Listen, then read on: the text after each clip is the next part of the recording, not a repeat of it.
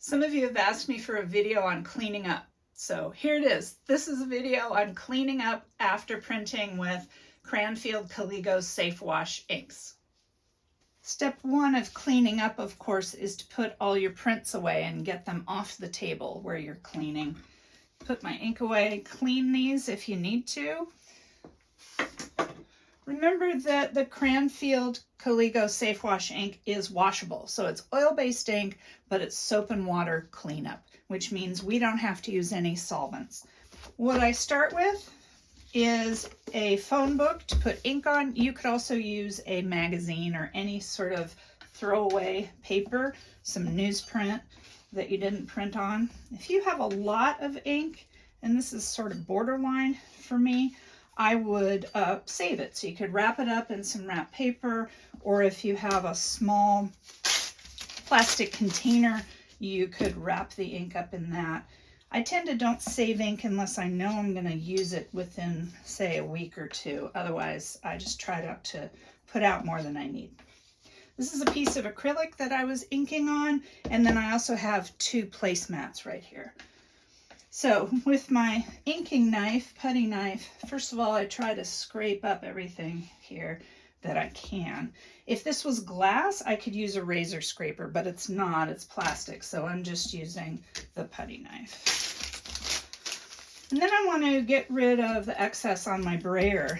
Easiest thing is just roll it up again on your throwaway paper. Get the excess off of there, it'll make it really easy.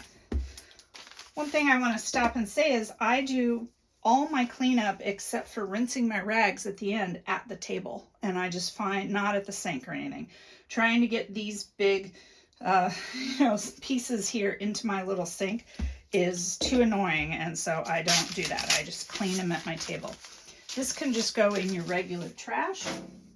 Okay, now I have ink on my blocks still. So what I do to clean my blocks is that you could stamp them off onto some newsprint, again, to get the excess ink off of them. But it's just as easy to, I'm just going to stamp them off onto my placemat here. Or you could stamp it off onto your telephone book. This is water, and I have a good squirt of dishwashing liquid in there. If you find that the ink doesn't clean really easily, you probably need more dish liquid in your water. What I do to clean the blocks is I take a little toothbrush. This is a kid's toothbrush I got at the dollar store.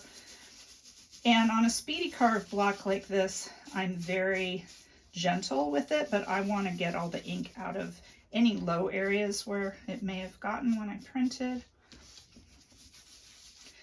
With a linoleum block, I could be a little more aggressive in how hard I rub with this. But with the linoleum, I want to keep the back as dry as possible. So notice this red, this naphtha red that I was using, is a high staining color. So even though this is really clean, I now have my stamp on it, which I kind of like. Okay. If you have a plastic inking knife or putty knife, then that you don't have to worry about it staying wet or how long or anything. But this is a Russell putty knife, and it's steel, so I want to make sure that I'm drying this really well. Notice how, because I have enough soap on here, this just comes right off everything. With the putty knife, I don't need to rinse these again. As long as I'm wiping them off really well, they're good to go. For the Brayers, what I do is I hold them like this and I roll it, and I rub the rubber with, again, my soapy rag. I'm doing first sort of a one over, you know. This isn't like the final clean. This is a first time.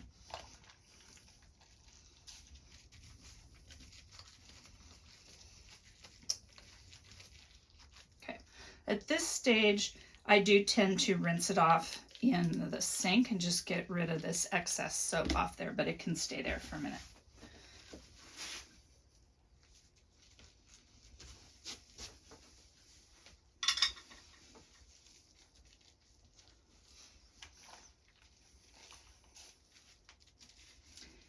These rags are just old t-shirts that I've cut into pieces here, and I use them over and over again until they get so dirty, and not dirty, but stained from the ink, that I kind of can't take it anymore. And then I finally throw them out and, you know, cut up another t-shirt, old t-shirt.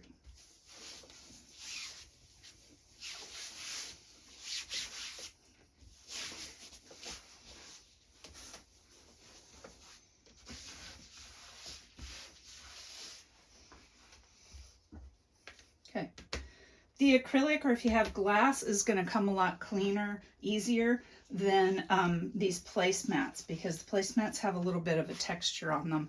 Also, I've been using this placemat in particular for close to 8 months now, and it's holding up great, but it is holding on to its stain more than it ever used to. Okay, so just to finish though, I'm going to go rinse the Speedy Carve blocks off in the sink, pat them dry, and then same thing with this, and I'll be right in. I'm going to rinse out my rags once and get myself some clean water, again with dish detergent in it, and I'll be back. When I rinsed my rags, I did it with hot water, warm to hot water, and that helps get rid of the dish detergent in there, and it definitely helps get the ink out of the rags. Okay, so to clean this, I find that the best thing is to use toothpaste. You could, of course, use Ajax or something like that, but the abrasiveness of some toothpaste really works just the same, and doesn't have any toxic or irritation on your skin or anything like that. Look how it just comes up. And I'm just using a rag. I don't tend to use the toothpaste every time I print. I wait and see, you know, sort of like the rags, wait and see if this starts to get so stained that it's annoying to me, and then I'll do an extra clean with the toothpaste. It helps to have a lot of rags. I just went to a thrift store and got another big t-shirt to cut down. Finding a men's extra large or extra extra large means that you can get, oh, I don't know, 20 or so rags from that. So that's a good idea if you don't have your own old shirt to cut up. I rinsed my brayer off in the sink just to get any excess dish liquid off of it. If you find that you're not getting the ink off of the brayer, or you're not getting it off of your palette, it's probably because you're not using enough soap. You can also use some simple grain if you want, and that'll work great on taking the ink off of your brayer or your working surface. You should make sure that after you've cleaned your brayer, and be sure that you've cleaned here and here, as well as up in here and the handle, of course, be sure that you dry it really well, and be sure when you're storing it, you have it out of the sun.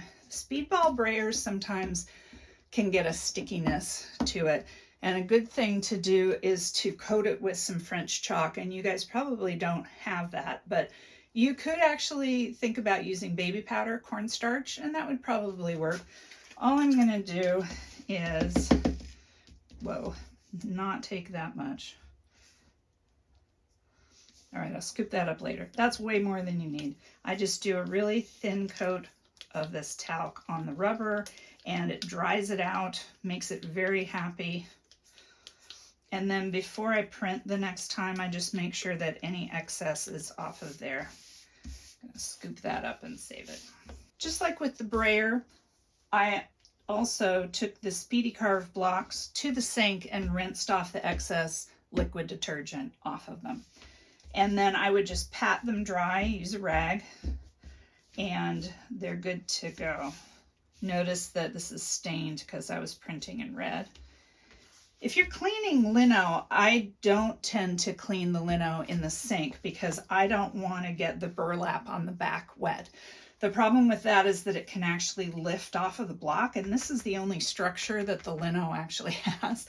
So when I'm cleaning linoleum, I do it at the table and take a toothbrush and clean it, and then I'll take a non-soapy rag and wipe it down and just do it at the table. And having a cloth or some paper underneath means that that will absorb any water that goes, you know, beyond the block. And I find that works really well. If your block does get wet, and you can see how this is kind of stained, and that's from getting wet after I washed it one time. This one I haven't even printed this block yet, so it's nice and clean. For a block where you really got it wet, like you cleaned it in the sink, you should really dry it under weights because it will probably bow a little bit, and you want it nice and flat when you're printing. So what I would do then is pat it really dry as I could get it, and I would take dry rags like this and put some books on top of it until it's totally dry. Maybe switch these out if you think there might be some dampness, or even dry it really well and put some wax paper on top to protect your books, and just dry it under weights overnight or for a few hours, and it'll flatten right back out. So that's basically it. I have my table covered with the placemats and with my acrylic sheet, and I just tape them down to my table so they don't move on me.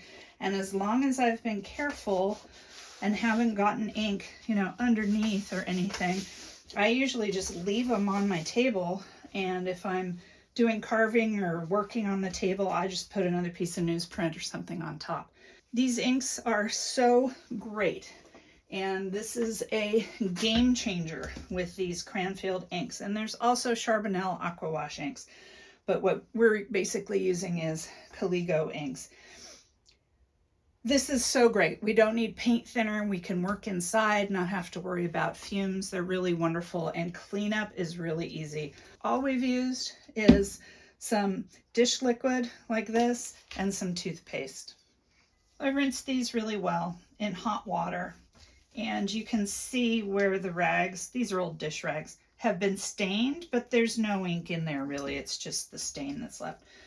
So I do have a line hung up in my utility bathroom there, which I finally did just a couple months ago, because I've been doing so much printing inside and the weather isn't good enough to hang things up outside. But I know what you're thinking. You're thinking, Sarah, I can't do that. I'm in a rental or I'm in a dorm or whatever it is. So often what I do though, before that, is I would just take my bowls that I'm using for my soapy water, right, and just sort of drape them over here. And I find that even just by doing this, and then overnight, they're pretty dry. When I go to print again, if I'm going to go print tomorrow, it really doesn't matter if my rags are dry completely. So I probably have, I don't know, 20 rags or something that I use. And for each time I print, depending on how many colors I ink up and how much of a mess, and whether I've printed all day or just for an hour or something, like today I used 2, 4, 6, like 10 rags. It's good to have more, because then when I'm tempted to grab a paper towel, I don't, and I grab a rag. So I try to do that as much as possible. You may have noticed that setup and cleanup for printmaking can take a long time.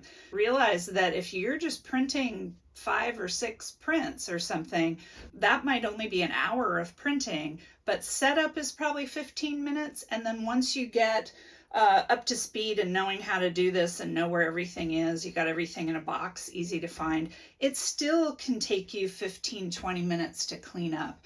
You know, I've been doing printmaking for so long that it doesn't bother me that it takes long to clean up. It's just part of the deal with doing printmaking, just like cutting down paper is part of the deal, or drawing registration sheets, or all these like fun things, right? The fun stuff is carving and printing, right? But I find that I don't fight against all the rest of this stuff, because all the rest of this stuff is just as important. This is important to having a practice, to being safe and not using toxins or solvents, to clean up. And so it's all just part of printmaking. I hope these tips help you. I hope you have an easier time cleaning up. Just want to end with saying very explicitly that I find that cleaning at the table works much better, and that trying to rinse things in the sink, even if you have soap on the rag, the rinsing tends to clean off the soap, and then you're left with the ink that isn't going to respond to just the water. So try cleaning up at your table and just rinsing the sink, rinsing the rags in the sink. And I think you're going to have an easier time cleaning up. Okay, happy printing and happy cleaning up.